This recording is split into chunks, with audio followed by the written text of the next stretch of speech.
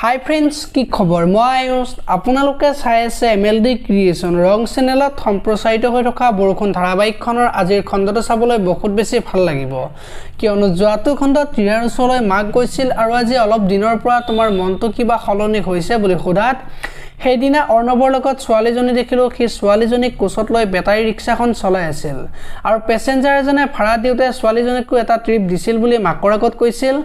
আৰু তেতিয়া অতনু বৰুৱাৰ পুতেকে লোকৰ ট্ৰিপ লৈ সন্তানক ডাঙৰ দীঘল কৰিবলগীয়া হৈছে। ইয়াতকৈ আৰু কি ধ্বংস হ'বলগীয়া বাকী থাকিল? এতিয়া এইবোৰ তুমি বাদ দিয়া, তুমি নিজৰ কথা ভাবা বুলি কোৱা দেখিবলৈ পাইছা। আৰু আজিৰ খণ্ডটোত অৰ্ণৱে ছোৱালীজনীক কোচত লৈ বেটাৰী গাড়ীখন চলাই থাকিব আৰু তেতিয়া অভিয়ে দেখি ঘৰলৈ যাব আৰু দেউতাকৰ আগত অৰ্ণৱৰ কাৰণে কিবা এটা কৰিব লাগিছিল বুলি ক'ব, নহ'লে ছোৱালীজনীক কোচত লৈ কিমান আৰু গাড়ীখন চলাব বুলি দেউতাকৰ আগত ক'ব। আৰু তেতিয়া দেউতাকে মইতো তাক মাতিছিলোঁৱে, সি মোৰ লগত জেদ নধৰা হ'লে এইখন ঘৰত থাকি তোৰ লগত ব্যৱসায় কৰিব পাৰিলে হয় বুলি অভিৰ আগত কোৱা দেখিবলৈ পাব। ইফালে আকৌ ৰিয়াই আজি অভিক ৰাস্তাত দেখিব আৰু অভিক মাতিবলৈ চেষ্টা কৰিব আৰু তেতিয়া অভিয়ে তাইৰফালে চাই গুচি যাব আৰু তেতিয়া ৰিয়া ঘৰলৈ যাব।